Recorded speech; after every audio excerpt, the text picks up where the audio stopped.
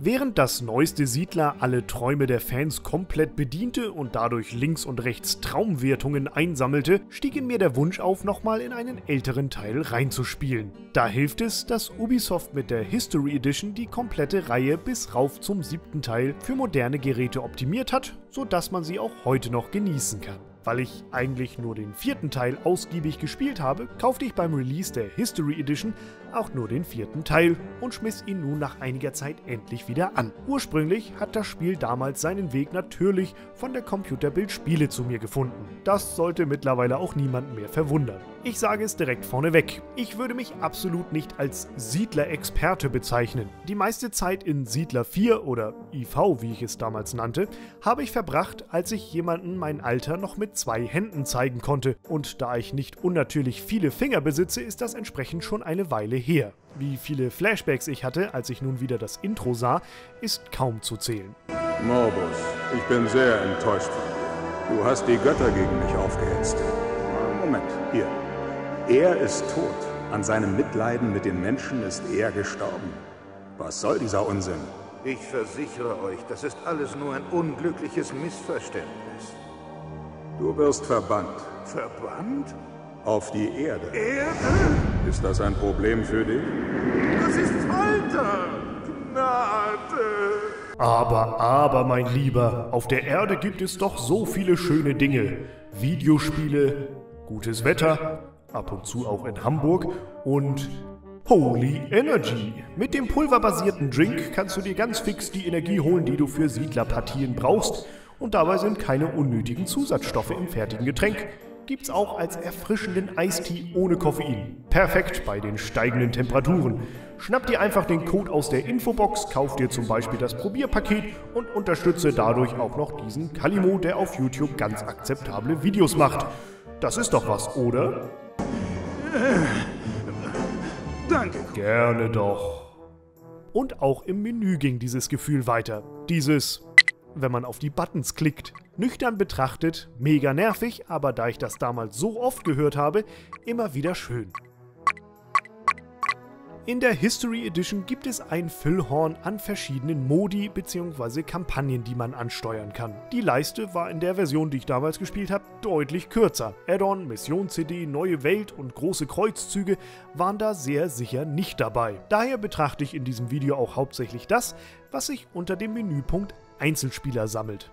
Da gibt es je 3 Missionen für die 3 Hauptvölker, Römer, Maya und Wikinger, die historisch vollkommen korrekt gegeneinander antreten. In diesen Missionen bekommt man es mit den anderen Völkern zu tun und kann sich das Spielprinzip einprägen. In den Add-ons gibt es übrigens auch noch die Trojaner, die habe ich aber entsprechend noch nicht gespielt. Eingeleitet werden die Missionen mit einem nett vorgelesenen Text aus Sicht des jeweiligen Volkes. In letzter Zeit ist es uns einfach zu gut gegangen.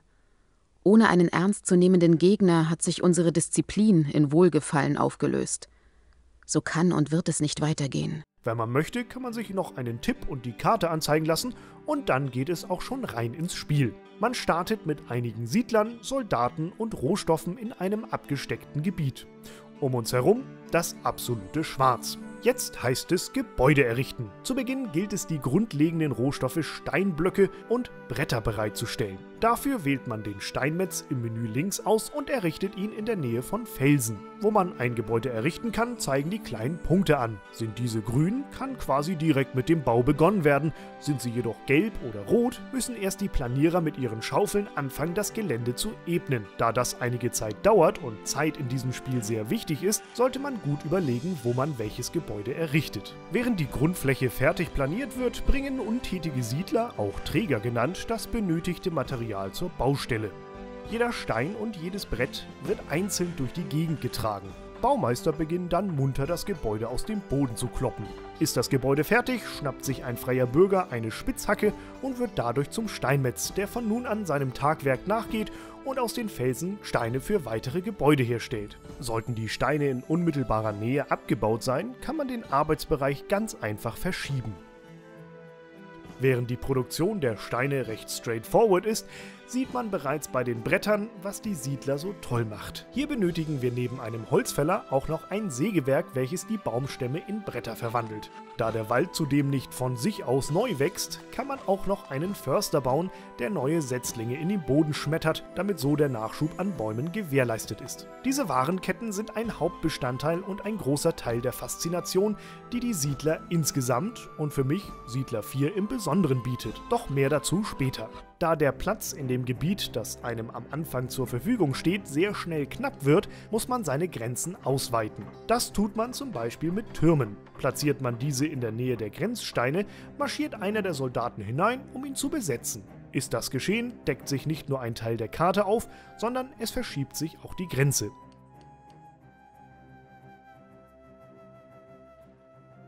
Alternativ kann man auch Pioniere ernennen, sofern man ein paar Schaufeln für seine Siedler übrig hat. Die Pioniere schickt man an die Grenze und sie beginnen damit, die Grenzsteine etwas umzutopfen. Allerdings sind diese neuen Grenzlinien, anders als bei Türmen, nicht fest. Das heißt, wenn ein Gegner sein Gebiet so weit ausgeweitet hat und dadurch dann in der Nähe einen Turm baut, geben die Grenzen, die durch die Pioniere gebuddelt wurden, nach. Bei einem Turm hingegen liegen die Grenzen dann schließlich direkt aneinander. Ziel ist es natürlich, schlussendlich die Grenzen des Feindes in seine eigenen Farben einzufärben. Dafür müssen Soldaten ausgebildet werden. Doch bis man dort angekommen ist, muss man die Wirtschaft ordentlich aufgestellt haben.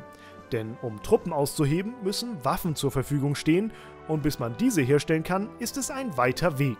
Anhand der Waffen kann ich auch die Faszination der Produktionsketten zeigen, von der ich vorher gesprochen habe. Schauen wir uns dafür einmal an, was alles passieren muss, um ein Schwert für einen Schwertkämpfer herzustellen. Fangen wir am Ende an. Der Waffenschmied klöppelt aus einem Eisenbarren und einem Korb Kohle ein Schwert.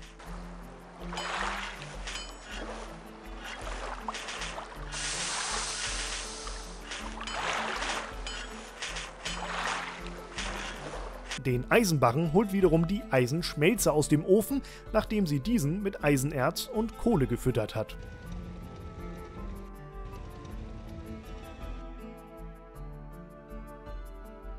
Der Mitarbeiter in der Schmelze muss übrigens hitzebeständige Hände haben, wenn er mit blanken Fingern den frischen Barren anfassen kann. Erz und Kohle kann man an den verteilten Gebirgen aus dem Felsen brechen. Allerdings müssen die Berge dafür zunächst von Geologen untersucht werden. Diese picken ein wenig auf den Steinen herum. Sollten sie ein Erz finden, rufen sie laut Yippie! Und markieren diese Stelle mit einem Schild, auf dem man den Rohstoff und dessen Konzentration im Gestein erkennen kann.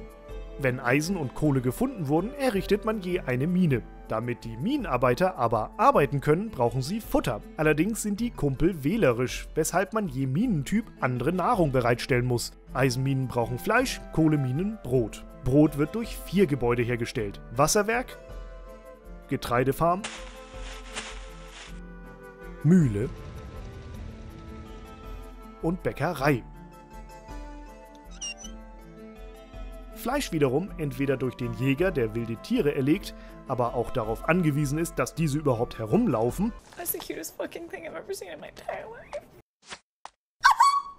oder durch den Metzger, der Fleisch aus der Tierzucht bekommt, welche wiederum Getreide und Wasser für die Zucht benötigt. Ihr seht, ein Schwert ist nicht mal eben so hergestellt, sondern bedarf einem enormen Aufwand im Vorwege. Toll finde ich, dass man jeden Schritt der Produktion beobachten kann. Man sieht, wie die Rohstoffe von A nach B gebracht, dort weiterverarbeitet und dann zur nächsten Station transportiert werden. Alles in der immer noch sehr schönen Pixelgrafik mit vielen liebevollen Details wie fliegenden Schmetterlingen, kleinen Tieren oder Idle-Animationen der Siedler. Wenn die Wirtschaft brummt, entsteht dadurch der altbekannte Wuselfaktor, den die Reihe so gut darstellt wie kaum ein anderes Spiel.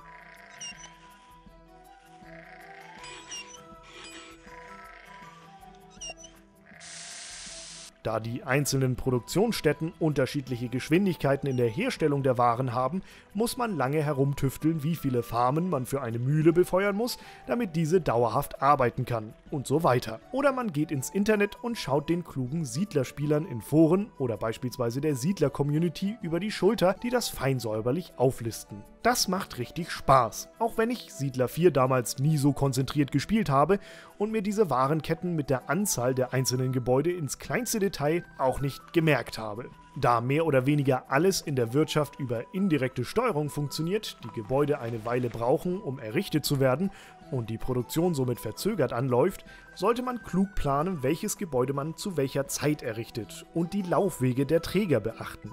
Sollte ich zu viele Gebäude gleichzeitig bauen, kann mir das Baumaterial ausgehen und am Ende wird gar nichts gebaut und produziert. Um das zu verhindern, kann ich Baustellen auch einfach pausieren. Damit man nicht stundenlang zuschauen muss, während die Siedler die Gebäude errichten, gibt es auch die Möglichkeit, per Tastendruck einige Sekunden vorzuspulen. Ich kann mich noch gut daran erinnern, dass ich die Vorspulentaste gerne genutzt habe. So gerne sogar, dass ich plötzlich vom Feind überrannt wurde. Das ist mir mehr als einmal passiert. Ich musste mich also darauf konditionieren, diese Taste nicht zu oft zu drücken. Und auch heute noch habe ich ein sonderbares Gefühl, wenn ich sie bewusst drücke. Ein Mini-Trauma, wie mir scheint. Um zu verhindern, dass der Gegner das eigene Land verwüstet, muss eine schlagkräftige Armee ausgebildet werden. Dafür benötigt man die Kaserne und die eben im Detail beschriebene Waffenproduktion. Alle Völker können Schwertkämpfer, Bogenschützen und Hauptmänner ausbilden und haben darüber hinaus jeweils noch eine eigene Spezialeinheit. Die Römer können mit einem Schwert einen Heiler ausbilden, der für den Kampf wenig taugt, aber die anderen Soldaten ein wenig heilen kann.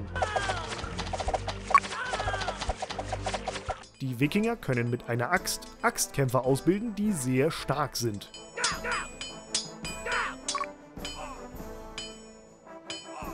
Die Maya hingegen statten ihre Siedler mit Blasrohren aus, um feindliche Einheiten kurz zu betäuben.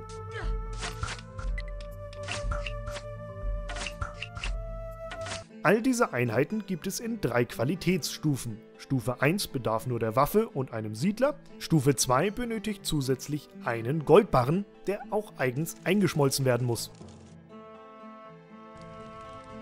Und Stufe 3 braucht sogar 2 Goldbarren. Hauptmänner kosten grundsätzlich auch Gold sowie Schwert und Rüstung und sind nur in einer Stufe erhältlich. Sie sorgen dafür, dass sich die eigenen Einheiten besser zusammen bewegen und eine höhere Kampfkraft haben. Um überhaupt an weitere Siedler für die Ausbildung zu kommen, muss man natürlich wieder Gebäude bauen, genauer gesagt Wohnhäuser.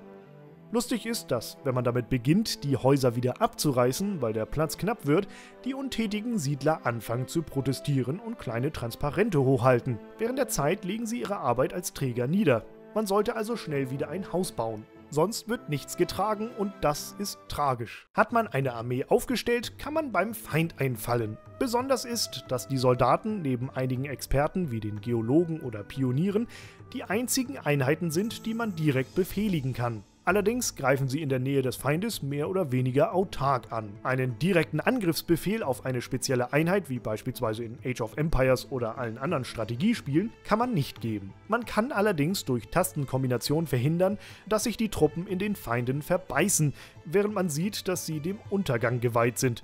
Das habe ich auch erst vor ein paar Jahren gelernt. So müssen nicht alle Einheiten traurig sterben, wenn ich einen Fehler mache. Anhand des kleinen Punkts über der Einheit sieht man, wie gut es ihr noch geht. Der verfärbt sich von grün zu gelb und wird dann dunkelrot, bevor die Einheit das Zeitliche segnet und als Engel in den Himmel fährt. Nachdem die Verteidigungsarmee des Feindes besiegt wurde, geht es daran, die einzelnen Türme anzugreifen. Da in diesen immer eine Besatzung postiert ist, kommt es an der Tür des Turms zu einem erbitterten Kampf. Bogenschützen auf dem Turm schmeißen sogar Steine auf die unten stehenden Soldaten. Sind alle Einheiten im Turm besiegt, nimmt man selbst den Turm ein und das Territorium wechselt den Besitzer. Alle feindlichen Gebäude werden sofort abgerissen und die Siedler versuchen sich in das eigene Gebiet zu retten. Schön zu sehen ist, dass sich die Soldaten nicht zu Kriegsverbrechen hinreißen, sondern die Flüchtlinge brav passieren lassen. Das Ganze geht so lange weiter, bis alle Türme des Gegners eingenommen wurden und er kein Territorium mehr besitzt. Man sollte aber beachten, dass nur Schwertkämpfer Türme erobern können. Bogenschützen stehen davor nur dumm rum. Man kann quasi sagen, Bogenschützen gewinnen Schlachten, Schwertkämpfer Partien. Ich habe früher auch immer gerne nach Abschluss einer Mission weitergespielt und dabei dann 2 autonome Kolonien befehligt.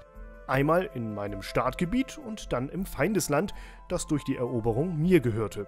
Ich musste dann nur noch einige Spezialisten mit Schaufeln und Hämmern rüberschicken, dort entlassen, um sie als Träger, Planierer und Baumeister nutzen zu können und dort eine zweite Basis zu errichten.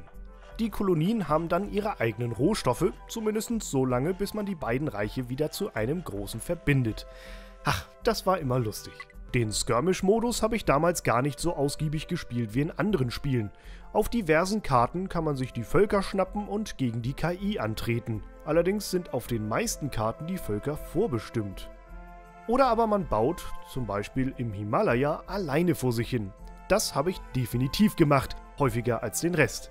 Das ist ganz cool, um die Grundlagen in aller Ruhe zu lernen und zu verstehen. Am Ende ist es aber doch etwas langweilig, weil man dem Feind ja aufs Maul geben will, der aber gar nicht da ist. Entsprechend habe ich auch den Multiplayer eigentlich nie gespielt. Allerdings habe ich durch einige Videos vom werten Henno gesehen, wie krass kompetitiv das Spiel da werden kann.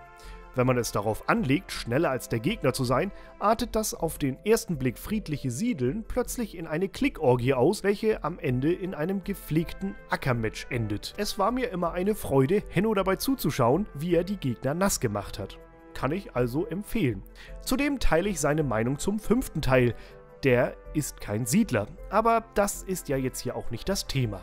Die andere Kette an Missionen dreht sich um das dunkle Volk, das die Welt der Siedler bedroht. Anfangs kündigt sich das dunkle Volk nur durch verdorrte Landstriche an, wird dann aber schnell zu einem handfesten, kniffligen Gegner. Das dunkle Volk hat keine klassischen Grenzen wie Römer, Wikinger oder Maya. Dunkle Gärtner spielen Klimawandel und transformieren blühende Wiesen in toten Boden, auf denen immerhin noch eklige Pilze wachsen können.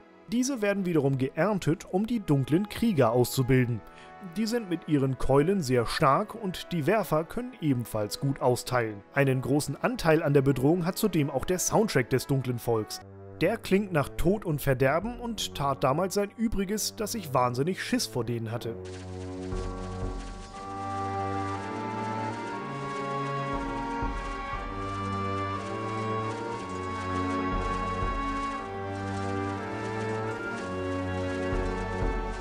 Dass man dann auch noch auf der Karte sieht, wie sehr sich das dunkle Gebiet nach und nach ausweitet, macht es jetzt nicht gerade besser. Man muss im Kampf gegen die dunklen Jungs auf eine Kombination aus schlagkräftiger Armee und Gärtnern zurückgreifen. Die Soldaten halten die Gegner auf Abstand, während die Gärtner nach und nach das verdorrte Land wieder fruchtbar machen können. So arbeitet man sich Stück für Stück vor, bis man die Produktionsstätten und das Haupthaus vernichtet hat. Das dunkle Volk ist ein mega cooler Gegner und ich hätte liebend gern auch mal die Möglichkeit gehabt, es selbst in einer Mission zu spielen. Es gibt mittlerweile aber auch eine Mod, soweit ich weiß, mit der man das machen kann. Vielleicht muss ich mir die mal anschauen. Doch auch so hatte ich mit den 3 Hauptvölkern genug Spaß. Diese unterscheiden sich auf den ersten Blick gar nicht so sehr voneinander, schließlich haben sie alle nahezu dieselben Gebäude. Doch wenn man genauer hinschaut, spielen sie sich doch anders. Während Wikinger für ihre Gebäude mehr Bretter benötigen und so auf eine starke Holzproduktion angewiesen sind, welche auch noch für Holzkohle gebraucht wird, müssen Maya besonders viele Steine kloppen, um ihre Gebäude zu bauen. Die Römer bilden da die goldene Mitte. Da wir mittlerweile schon recht weit fortgeschritten sind, schneide ich weitere Unterschiede und weitere nette Themen nur kurz an, damit wir alle heute noch etwas anderes erledigen können. Alkohol wird bei den Völkern unterschiedlich hergestellt, dient aber immer dem Zweck, die Priester mit Zauberkraft auszustatten. Diese können dann verschiedene Zaubersprüche wirken, entweder offensiver Natur, um Feinden zu schaden, oder als Unterstützung, beispielsweise durch Geschenke, die Rohstoffe bringen. Unterstützen können auch die etlichen Zierbauten, die man mit etwas Gold errichten kann. Diese steigern nach und nach die Kampfkraft der eigenen Soldaten und machen sie so effektiver in Handgemengen mit den Gegnern. Belagerungswaffen sind recht aufwendig in der Produktion, da sie mit Munition ausgestattet werden müssen, allerdings sind sie dann, wen wundert es, stark gegen Gebäude. So lassen sich zum Beispiel feindliche Türme einfach abreißen. Durch Priorisierung einzelner Rohstoffe kann man beeinflussen, welche Waren mit besonderer Hingabe von den Trägern transportiert werden sollen oder von Eseln, die man züchten kann, damit noch mehr Waren von A nach B transportiert werden. Und. Es gibt so viele nette Details, die Siedler 4 bietet. Durch all das, in Kombination mit dem Soundtrack und der schönen Grafik, spielt es sich auch heute noch gut. Beim Wiederspielen habe ich aber eine Sache bemerkt. Die Sounds sind teilweise etwas nervig.